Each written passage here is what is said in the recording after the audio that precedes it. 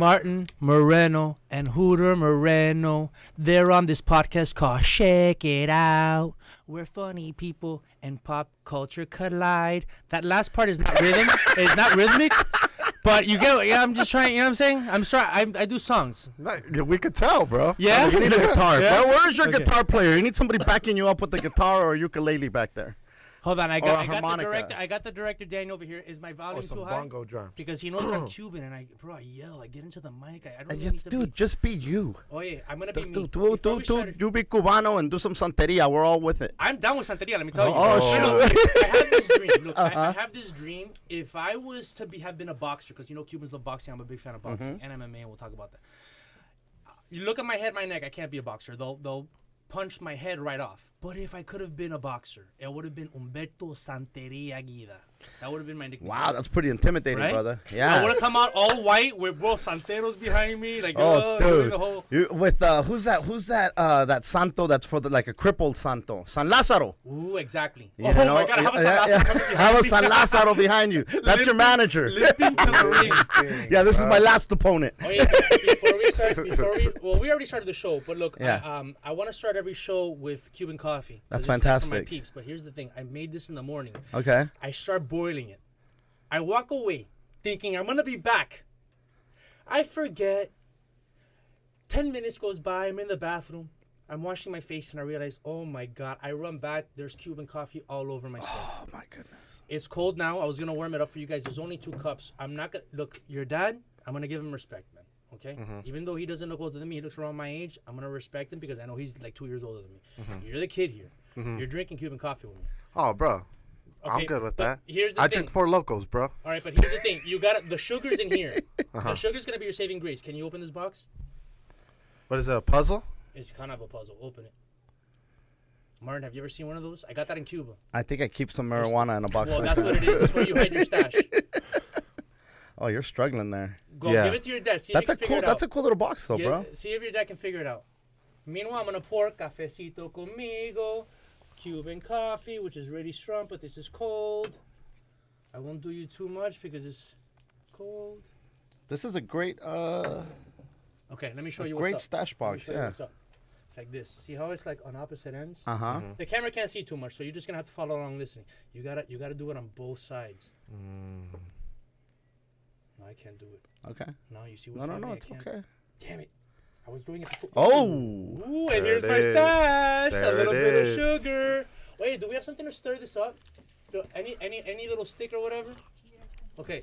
Now, Hooter, this is going to be the worst example of Cuban coffee that you will ever drink because I did it, and it's cold, and I did it this morning. But it's a tradition that this podcast has to have a sip of Cuban coffee before we start. That cafetera looks like it's been through the ring. You've used that cafetera. It's had its day. It's got stories. If that cafetera could talk, it would have a fascinating story. You should put a voice to that cafetera with everything that it's seen. I wanted to have your voice. I wanted to have a Mexican-American voice, even though it's like Cuban coffee. You know what it is? It's me walking away from it and forgetting it. Yeah, it would tell us how many times you leave it forgotten. Yeah, bro. It's over there screaming at you, Humberto! Oye!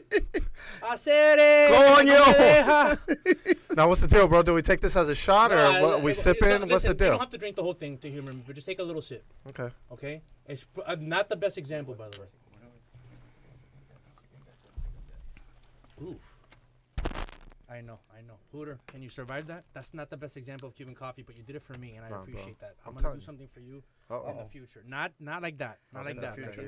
Right. Maybe write you like a nice... Well, look what I did. Oh, no, look at this. Bro. Look what I did on the box. Look at that blood. You tried to set me up. That was supposed to be me, bro, bleeding everywhere, dude. Oh, yeah, when they say blood and tears, I'm giving blood and tears, man. I'm starting to show off with blood and everything. We started talking about santeria. Now you're doing sacrifices. Yeah, bro. No. You know what it is? What kind of show you got me? That ain't in a stash box. That's a booby trap, bro. That's exactly what it is. Wait. Is that your shaving kit in there, bro? No, you know what? Hey, you got a blade in there to cut a different kind of sugar. What kind of Cuban are you? That's your Scarface box. That is your Scarface box. I love Scarface. Wait, one thing I notice about you guys is you guys are doing something that I would find it to be hard for father and son, which is both of you guys be comedians, because I understand that like with with other fathers and other, maybe like a baseball player, you know, oh, I want my son to follow my footsteps. A general, I want my son to follow my footsteps. If you're a comedian, your son goes, oh, Dad, I want to do comedy just like you. Are you like, I mean, is your instant reaction, yeah, or is your instant reaction, no, keep going to school, bro? Initially, yes, it was keep going to school, bro. It was like, it's anytime you want to be in entertainment, I don't care what it is, comedy, singing, acting, anything that has to do with entertainment, it is a tough grind, and it's a tough world to crack, But with that said, there's no way I'm somebody that decided I'm gonna go follow my dream.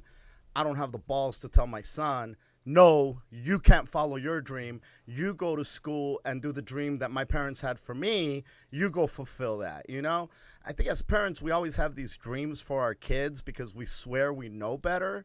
At the end of the day, it's their life, and whatever makes them happy, I think we need to be on board and support it. So how did you convince him that this is the right move for you? Honestly, or did you feel that you had to convince him at all? No. When I first told him, and I could tell, I sensed the vibe where he wasn't, having it. And I think little by little, he saw me keep going up on stage, and little by little, I kept getting funnier. And so he was like, all right, I'm on board now. So let me ask you this. Were you inspired by your dad to do it, or because you were around the comedy scene, you were inspired by the comedy? I mean, or was it a combination of both? It was definitely a combination of both, bro. Okay. I mean, I was around comics at 10 years old. You know what I mean? And so it was just a fun life. And I thought I was going to be on the business side. And I started really hanging out with comics around 18 through 21. And during that time, I was able to hang with them as far as cracking jokes and making fun of each other. And people were laughing at me. So I said, hey, maybe I'm funny too. And I tried it, and it's worked out so far. Well, one thing about your stand-up that I really, really appreciate is that most of it is you making fun of yourself. Mm-hmm. Half of his comedy is him making fun of you.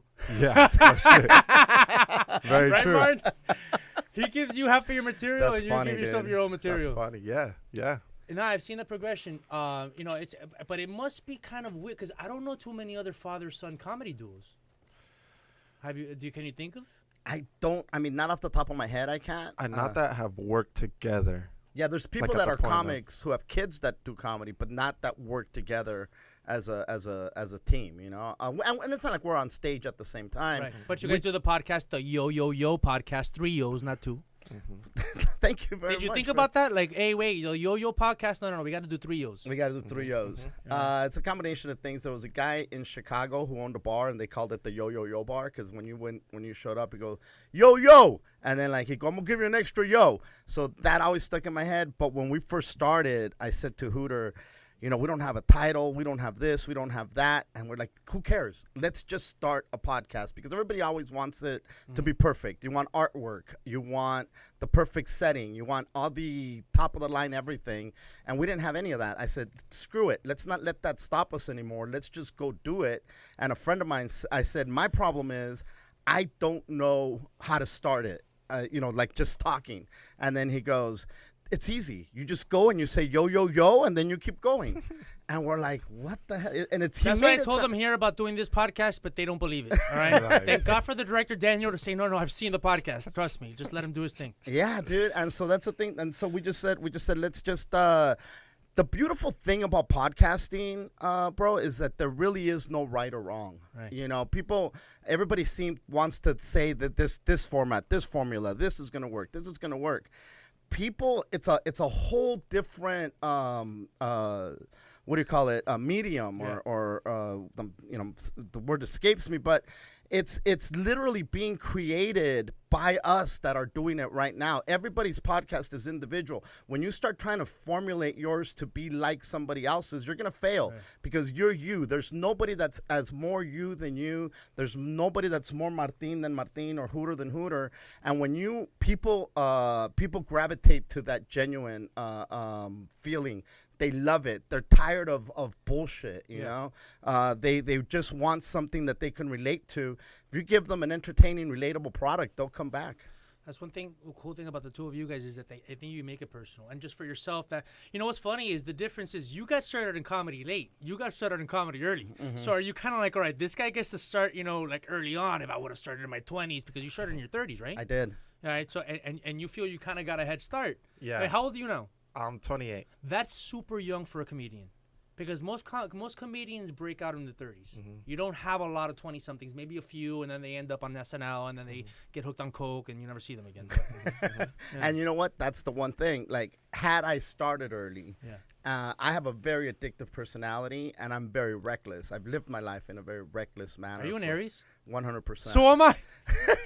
Booyah! I always misguess people's signs, and I usually misguess other Aries, but I'm starting to get in tune. Yeah, dude. We're just a bunch of crazy. We are crazy. April 9th. What are you? March 21st. Okay, you're close to Pisces. What's your sign? I'm a Capricorn. Ooh, okay. Yeah. You take the long road, but you started early. And you follow the astrology. Bro, when I moved from Miami to here, I had to learn it.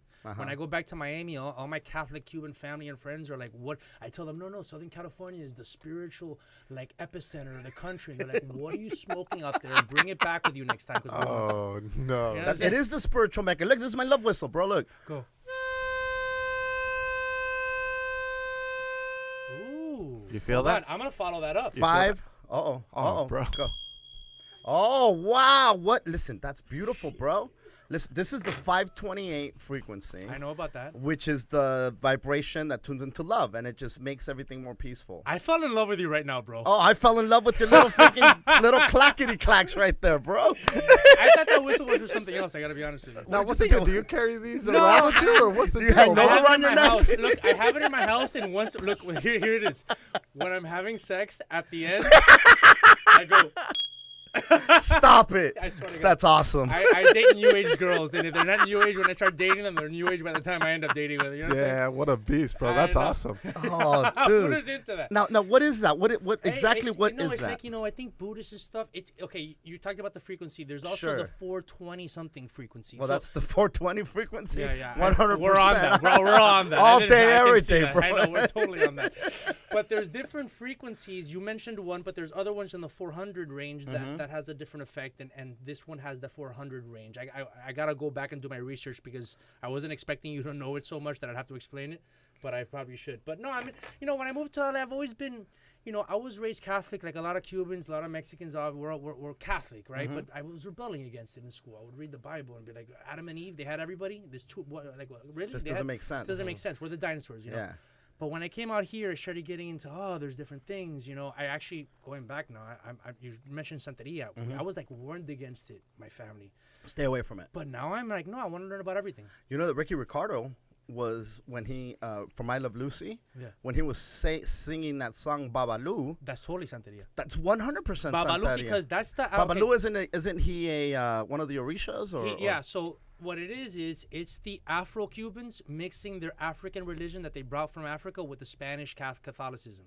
Santeria is a mixture of African religion and Catholicism. That's what it is. Gotcha. So they started praying to saints to be like, oh yeah, we're praying to saints, but they were really mixing it with their African gods to do it undercover. Well, listen, the colonizers showed up, and if you weren't praying to the gods that they Right. wanted you to pray Right. to, they would kill you. Right. So of course That you're like, makes oh sense. yeah, by the way, hail Jesus, Yeah. because you don't want to get killed. Yeah. You know, Yeah, but the chingazos were so hard Yeah. on our ancestors that to this day we do the sign of the cross wherever we go because it's embedded into our DNA. Right. When you look at it from a logical perspective, I'm going to listen to this dude who still gets in trouble for having sex? We're totally. Are you crazy? Totally. This guy is supposed to tell me about how I should live. He gets in trouble for fucking. Yeah. Sorry, maybe you got to that's bleep fine. that out, but It's that's just for the YouTube It's portion. so frustrating to me that we still. If you have a friend, brother, I was just talking to somebody about this the other day. If you have a friend who tells you, "Oh, I can't have sex because I get in trouble," you're like,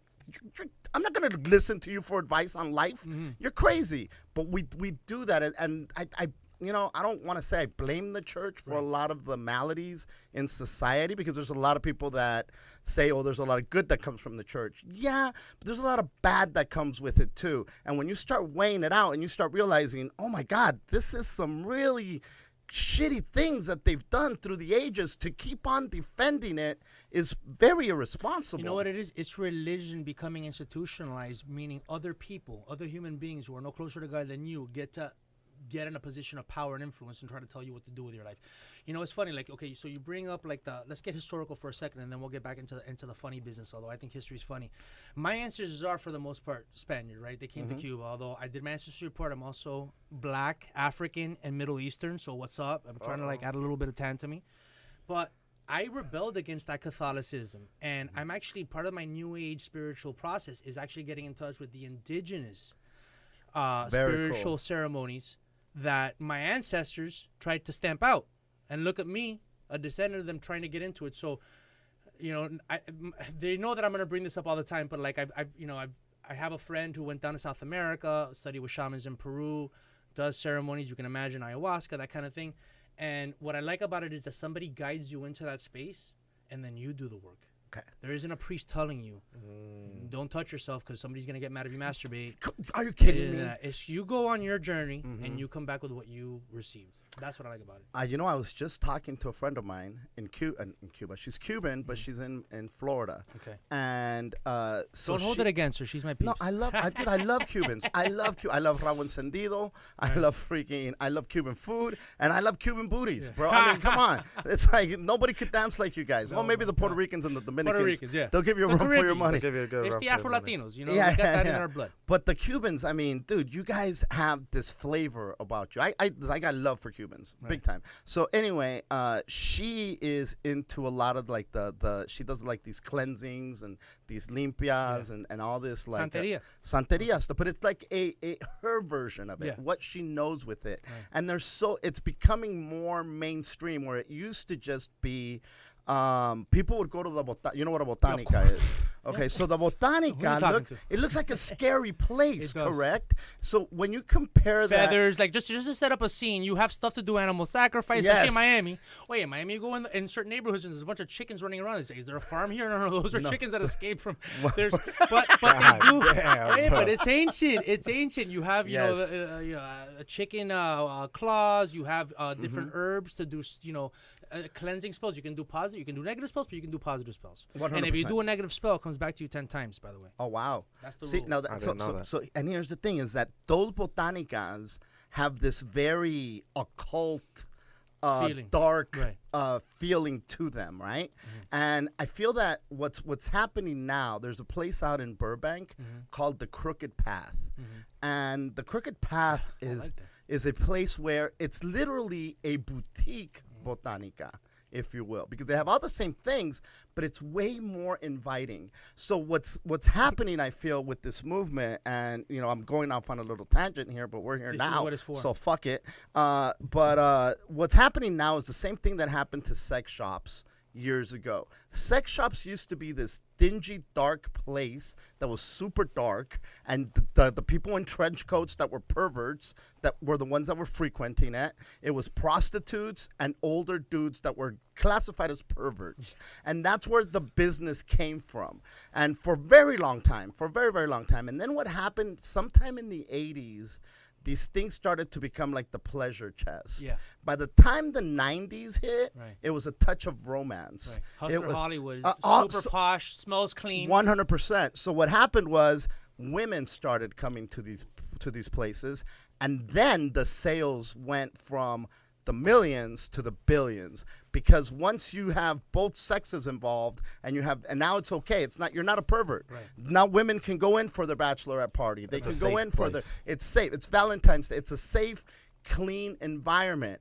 The same thing is happening with botanicas and opening up that world to people that were typically afraid of it, not so much because of what it was, but because what we've been told that it is. No. And in my experience, everything they told me was bad has turned out to be pretty damn good. Everything to me, look, the truth lives in the gray. Maybe 5% of truth is in the black, 5% is in the white, but 90% of the truth is in the gray. So 100%. You got to figure it out on your own. And something that might seem negative might give you some lessons. Some things that might seem positive might make you weak and soft, which brings us to our next topic. I'm going to start out with Hooter. I'm going to work my way up to you, because this is another thing that's a theme in both your stand-ups. Yes. Young people today are soft. You say it about young people, and you say it about yourself, Mister. I'm too scared if I see a cockroach or something. I saw that, man. Hey, That you throw a shoe. That's the best you can do. I admit it, bro. I'm a soft ass hoe, dude. But you're big. Look, you're the biggest Mexican that I've But met. see, in that's 2 what I weeks. don't like. This is why we march, bro. Okay. Because people like you, dude, see me and you're like, oh, this is a big guy. Come save me. Like, what? Just because I'm big, dude? I don't have it in me, Dude, bro. you're like what, 6'2", 6'3"? 6'4". Did you play football? I'm lowering his height over here. No. You know what it didn't is? play Is that football. I add. I'm 5'10". I say I'm 5'11". You're 6'4". I'm gonna say you're 6'2". You know, I'm trying to. You're intimidating me over here. 6'4", bro. And I did play football. I just told you I'm afraid of cockroaches, and you want me to get tackled, dude? Look at you. What you play in football? I didn't play football. I was didn't? afraid, bro. What, you played know what we Pop call Warner. that? What was I the played word that Pop we? Warner, It's yeah. not grande por gusto, alto por gusto. What was the saying, Daniel? When you say like, I guess this is a Cuban thing, like, because Cubans aren't that big either. When you see a big Cuban guy and he wasn't playing football, Yasiel Puig is pretty big. he is big. You know, can I tell you Big something about flat. Yasiel Puig? Yeah, go ahead. Dodgers player, fellow Cuban. No longer Dodgers. Where do you Oh, go? no longer Dodgers. Reds. He's with the Reds now. Worst interview I've ever had in my life. Really? Let me tell you the story, bro. Uh-oh. And then we'll get back into young people being soft and what you have to say Is about Yasiel soft as hoe? it. Bro, it's this. Yeah, I am. Are you saying? No, is Yasiel a soft as hoe? No. He's a hardened Cuban, hardened by the Cuban society. And you know what? Here's the thing about Cubans. Cubans don't like other Cubans. All right? We want to be the token Cuban in the room. Like, if there's one Cuban in this room, or there was 2 Cubans in this room, I'd feel like a rivalry. Like, 2 Cubans is 1 Cuban too Are you much. serious? If you think 1 Cuban is 1 Cuban too much, you're racist. If you think 2 Cubans is 1 Cuban too much, you're on the money. Bro, he had a bunch of interviews lined up. I'm like in a line. I'm the last interview. And I hear him say, yeah, estamos terminado. We're done. And they're like, no, we have one interview left. And he's all mad because he has 1 interview left. And I butt in. Oye, how do you say his name? Yasiel. Yasiel. That's where I fucked up, right? Yasiel, soy cubano como tú. He looks over at me and he goes, tú no eres cubano como mí. Bro, it started off on the wrong foot. Oye, he goes, no. And he's like, and this is before I had been to Cuba. I went to Cuba because this was the last time I was going to be told. Because you know a lot of Cubans in Miami, they're like, we're not going to go back to Cuba until Fidel Castro's done. Yeah. Cuba libre, Yeah, volveremos. Cuba libre, not until the communists are done. We're not going to go back to Cuba and give them. But I wanted to go back to Cuba to learn about my homeland. Oye, this was the last straw. This guy, he goes, ¿de dónde? Miami. Si yo te enseño un map de Cuba, tú ni sabes dónde está Havana y dónde está Santiago. And I'm like, oh my God, bro. He was just trying me the entire interview. And I'm trying to speak in Spanish, and my Spanish ain't that good. It's probably better than yours, though. No. Really? No, I'm Let's just go. kidding. Let's just switch it over to because you're an Spanish. 80s Mexican American. See, now you're there calling you out go. my. Yeah, listen, yeah. Latinos don't like to be called out, and that's the thing. I don't know that it's a Cuban thing. It is a because Cuban thing. no, because Mexicans don't want to be out Mexican. But Martin, you're an 80s Mexican And call from me LA. Martin, por favor. Martin, you were Martin until 1998. And now you want to be Martin. Be honest with me. When did you learn Spanish? In 2002 when you figured it's coming back? Come on, dog. You're from the 80s, homie. Listen, bro, I spoke Spanish was my first language. Really? I did not Okay, speak mine English. too. That's why I have an I accent. did not speak any English until I learned English in elementary school. So I was born here in the United States, but my parents spoke. My mom spoke no English, and my dad spoke very But didn't broken. they give you shit about speaking Spanish in the 80s? So no, because I grew up where there was a pilot program. I went to elementary school in the 1970s, and there was this bilingual, they called it a bilingual program. And it's no longer what it used to be. So there was kids that were like 100% white kids and mixed with Mexican kids or Latino kids, whatever you want to call us. And we had an English reading group and we had a Spanish reading group. We had a group for everything. And the white kids were learning Spanish as we were learning English. It was like this very interactive beautiful. program. It was fantastic. And I'm not, people shit on the LA Unified School District quite a bit. But at the end of the day, I'm a product of the LA school district. My sisters are teachers, and they went to the same schools that I went to. So it's not like it failed us. It didn't fail us. It is failing a lot of the kids today. But back then, for some reason, it worked, and I learned both languages at the same time. When you're a kid, you absorb everything. Bueno, háblame español un momentico. Lo que tú quieras te puedo Okay, hablar en bueno, español. vamos a ver. Hooter, ¿tú hablas español? Not like you guys, bro. Ooh, man, I Yeah, feel good yeah, about yeah. my Spanish right now. Yep. But do you want to learn it late? Because I still don't believe him. I believe he learned it late in life when it was like coming back in like 2004. You're like, oh man, us 80s, like LA Mexicans got to start learning Spanish. Voy a hablar puro español. No, Por I'm lo just que, kidding. en lo que queda de la entrevista, You see, bro? voy a hablar en español. I like it. I like it. triggered him, Pero claro. I did. No, this is a trigger space. But like, that's what we're gonna call it. That's the AKA title. But do you feel? that. What are you? When did your family come from Mexico, or did the border What do you cross mean? that? This is my dad, bro. He just told you. What are you talking about, guy? No, but he was born here. Yeah. You had your mom come from Mexico. My mom came and my dad came. Do They you know came your in grandmother? the 1950s. Okay. Do you talk to your grandmother in Spanish? Yes. I mean. By the way, I called him out. You totally called me out for not listening to everything. You bastard. I like you.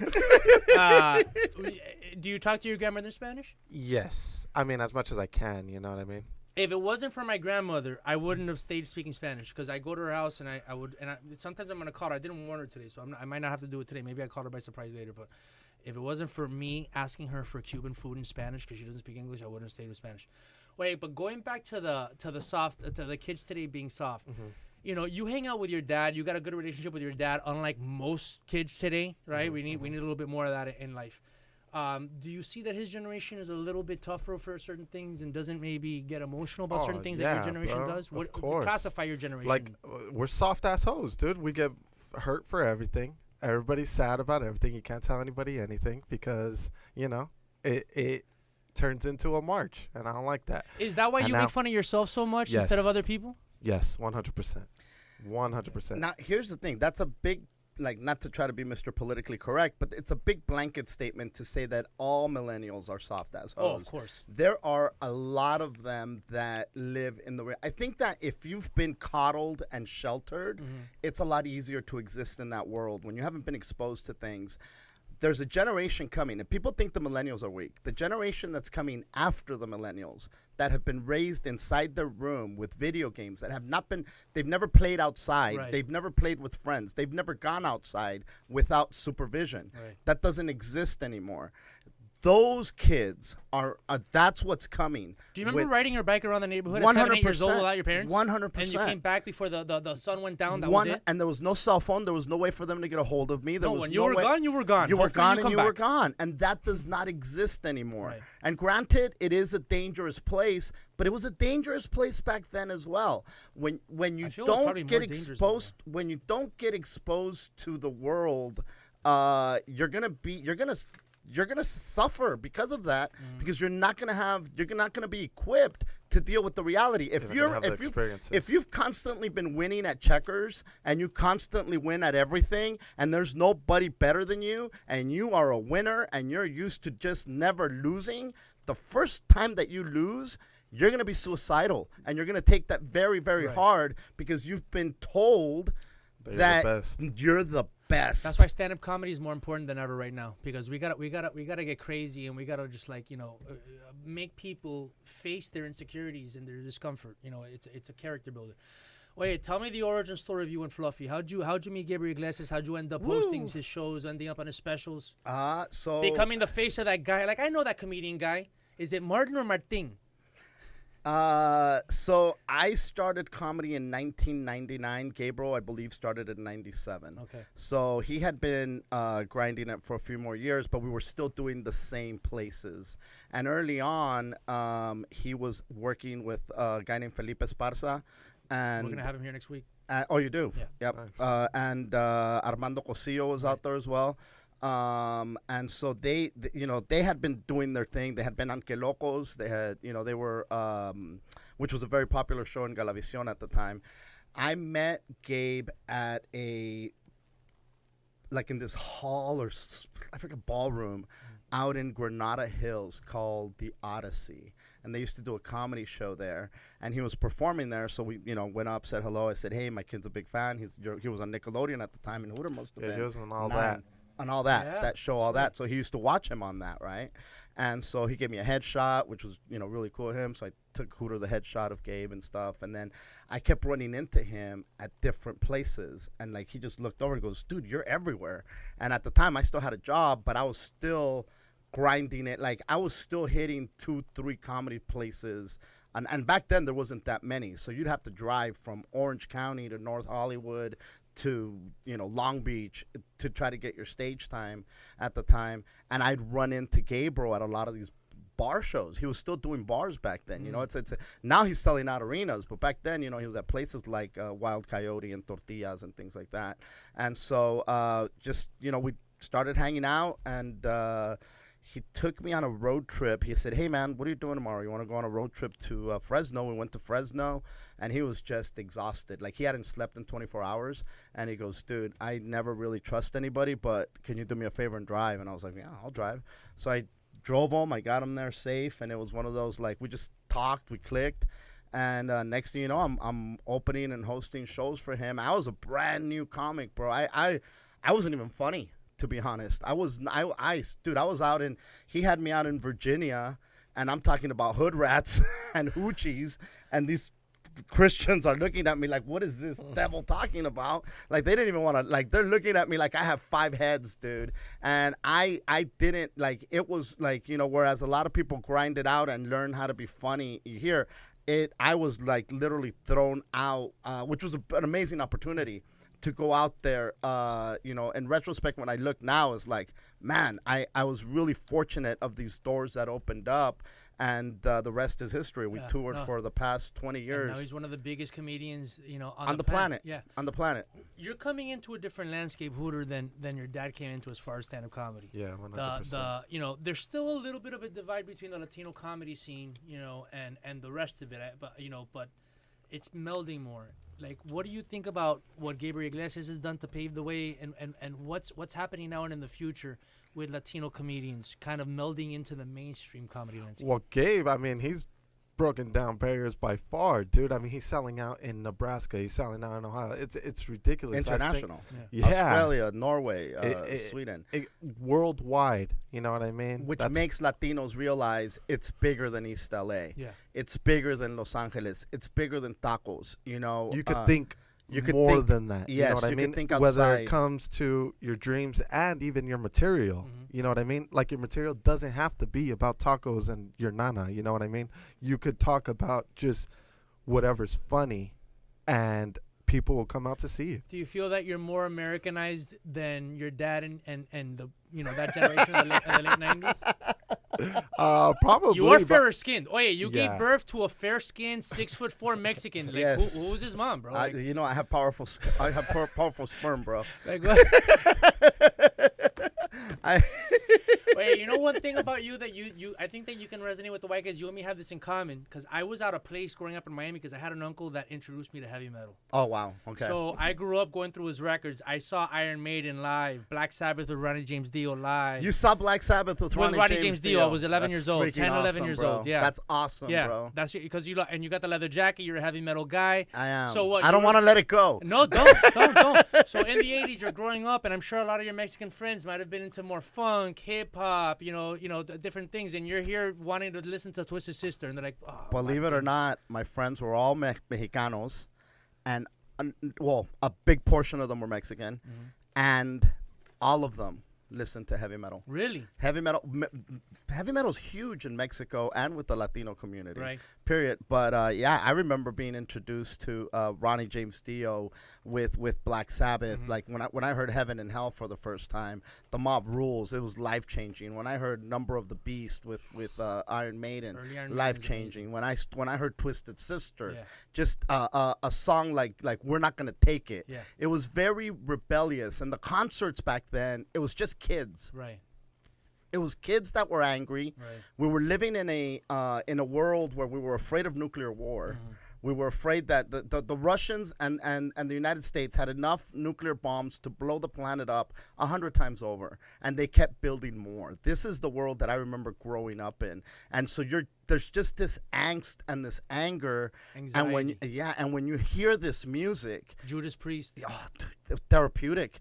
therapeutic, dude. And and Judas Priest literally made the uniform that became heavy metal. Totally. They didn't realize that the lead singer was gay, by the way. No, yes. He was sneaking it in there. Dude, Unlike Freddie Mercury. It he was like, BDSM. It was all BDSM gear that he was literally expressing himself on stage, because back then you couldn't come out of you were the metal god. No, you're gonna come out as gay. Right. It's now in today's society, it's 100% accepted. Yeah. Back then, people were so homophobic. Yeah. It's ridiculous how homophobic. Were you into Queen, by the way? Not because the movie Bohemian Rhapsody. 100%. Yes. Isn't it crazy that like the people didn't know Freddie Mercury? It's like Nobody knew. The band is called Queen, guys. Yeah. Like hello, yeah. Back in the day, you could totally slip it under the radar. Yes. Today you might not even mean it, and people think you mean something, Oh right? yeah, for sure. Where did the name Hooter come from? My parents met at Hooters, and Are you serious? I came out, bro. It was just that we had a that couple is pictures hilarious. of beer, couple pictures of beer and some spicy wings, and it was over. But is your legal My name dad- Hooter, or is that your nickname? No, that's my nickname. Bro, okay. You mean that about the Hooters? Martin. My name's Martin. No, I know. That's Junior. why you decided to go with the nickname. But Yeah. wait, I'm gullible. I'm buying this.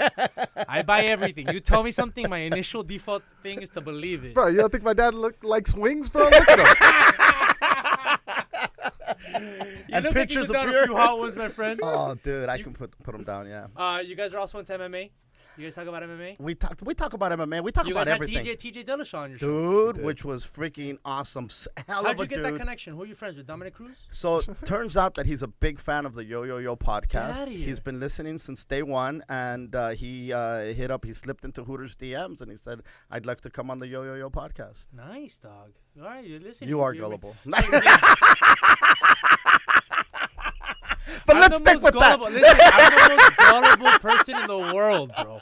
This is why I go to the New Age things and I just buy everything. Oh yeah, I believe it. Oh, this Fucking people's gonna figure it out. bang the killings. Yaciel Puig hit me up today, and he wants to be on the podcast too. Oh my God. He's a big fan. He said, "As long Tell as him I I'm say the hi. only Cuban, make Yeah. sure Humberto has Wait. nothing to do with this show, Let me or tell- else I'm not coming." Totally. No, but that's the He truth. has cold Cuban coffee. He's not a real Cuban. I forgets it on the stove half the time. Enough is enough. He starts bleeding on my uniform. It's ridiculous. He has That's these amazing. clickety clacks things. That's too much noise, bro. I asked him, "What is that?" He said, "Lets me know to tell the chicks that they're Ubers outside." Oh my God. Hey, let me tell you something. I'm honored. I'm the subject of a bit for the first time in my life. I just in front of my face. Wow. All right, listen. That was amazing. Thank you for that, by the way. Now it's time for a little game. Oh, All right, I'm gonna okay. put you Oh, guys now on you the want to spot. play games. No, we're gonna play games. Oh, That was no, serious. bro. Well, All that of a was the serious sudden. part. It's a little game we like to play. It's called follow, unfollow. I'm gonna give you two people. You gotta follow one on social media, unfollow the other. Okay? Mm-hmm. Oh shit. The first person is Juicy Smollett, and the second person is Roseanne Barr. Who you following? Ooh. Who you sticking with, and who you unfollowing? And you gotta tell me why. Hooter, you go first. I'm gonna unfollow. Who's Roseanne? Okay. Why are you unfollowing her and you're sticking with Juicy? Juicy's the dude that just faked his old Yeah. the gay bashing, Yeah. and it wasn't real. Yeah, he, right. he staged it. Yeah. Okay. Yeah. Well, honestly, I'm just gonna go based off of voices, and I like that guy's voice a lot more. Like I You're kind such a podcast producer. No, let me tell you something, dude. If I'm following Roseanne and she goes live every 5 minutes, dude, it's gonna drive me nuts. You know what I mean? just here live. Blow my brains out, bro. The other guy, if he goes on live, he starts singing a few songs. I'm with it. You know what I mean? I could have it in the background. It's cool. Yeah. That's me. That's my take. That's amazing. What about you? Same people? Oh man. I think I'm unfollowing Juicy. Why? Just because to create especially in today's climate, to create the victimhood, to portray yourself as a victim when you're really not, and there really is victims out there, Right. is pretty shitty. And so that's why I'd have to unfollow him. I think Roseanne was loaded. I think she made some bad decisions, 100%. But people make mistakes and say stupid things. But this was a calculated, it was premeditated. It was calculated. if you do something in the spur of the moment that's horrible, I can probably forgive it as a crime of passion. But when you premeditate it, then you're pretty much a piece of shit human. I agree, especially because it was just for his career. You know what I'm saying? It's for self-gain. Yeah. And I think what's a statement. You know, Roseanne makes the excuse that she's insane and on Ambien. With him, his excuse is apparently that, you know, he wasn't happy with his role and his salary and all that stuff. It's kind of weird, you know. Yeah. But, I don't follow either one of them. But I like putting the two of you on the spot. I appreciate that you guys had different answers because that really goes well with the format. One more game and then we'll wrap it up. This is called Macho, Not Macho. Only one example I'm going to give to you guys. You're going on a date with a girl. You have a girlfriend right now, Hooter? Mm-hmm. Okay. You're going on a date. Doesn't matter whose car it is. Maybe she has a nicer car and you want to take her car. It doesn't matter if she goes to your house instead of you go to hers because maybe you're closer to the thing. Mm-hmm. But who drives once the two of you are together? Letting her drive, macho or not macho? I think that's a case-by-case thing. Ooh, so you let the girl drive sometimes? No. The thing is, I'm a good driver, but I have plenty of guy friends who are really bad drivers. Okay. They have no business driving. You know what I'm saying? So it's a case-by-case thing. Now, as far as me, I'm a drive. But not because I'm macho, more because I trust myself more than, you know? Because, I don't know, maybe it's because I'm dating girls closer to my age, but even if they come in their car and we're going to take their car, no, they get up and they go to the driver's side and they go drive my car. I'm fine with that. You're old school like me, or maybe you're not. Maybe you're new school. You think let her drive? 100%. Because you want to drink, don't you? 100%. I'm going to get loaded, and I'm going to need you to drive. You understand that I might drive there, but when we're coming back, I want no business behind the wheel. I like to get loaded, bro. I like to have my drinks, and I like to have my That's weed. Amazing. And I don't care who drives, to be That's honest. amazing. Okay. It could be so Jesus it's macho Christ to say, taking the hey, wheel. no, let your woman drive. Yeah, 100%. Guys, I think those roles, I know that you want to wrap it up, but No. we're here, so we're going with it. Those roles of macho and women job, man job, this thing, it's all bullshit. It's over. We need to let it go and stop pretending that we can do this and that they can do this and that we're supposed to do this and they're supposed to do this. I was brainwashed with all of that.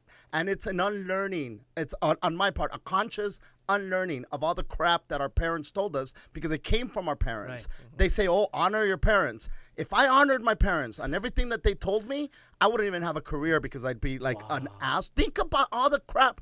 John Wayne, they're all over him because of the 1971 interview. I saw that. Equal rights had just passed. Right. What do you think this dude, Right. he was born in 1907.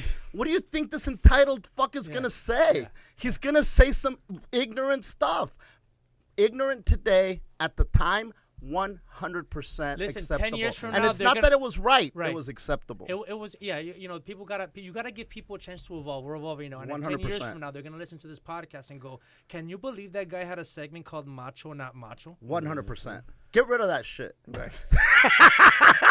I want to use it a few more times, but this might be the last time. That's amazing. Thank you. And I you're love gonna how stay like, "No, macho, we're not wrapping this huh, up yet." I'm redefining what You macho haven't is. you haven't done the No, I'm clank. gonna do it at the end. So I know you guys perform all over the place. Come April, Uh-huh. all right. Where can people come check you out? Where are you guys performing regularly? Go to martinmoreno.com for all dates. Let's see, I don't know when this is coming out, but in April, for sure, we are in Chicago and we are in Iowa City. We've got Phoenix coming up, of some shows here locally in town. But again, everything is on martinmoreno.com. Awesome. All the links, and of course, the Yo podcast for all the. And where can we follow you? Martin Comic, and all my links are on martinmoreno.com. Awesome. I'm at Hooter Moreno on everything. It's easy. Guys, Martin Comic. I want you guys back. Well, we'll be back, bro. But make sure you have some hot goddamn coffee. And Next don't time I'm forget it gonna on the stove, bro. Next time I'm gonna heat that up for you, Hooter. I'm gonna have enough for you, Martin. Guys, Oh, that's beautiful. your Uber is here. Thank you for joining. Check it out.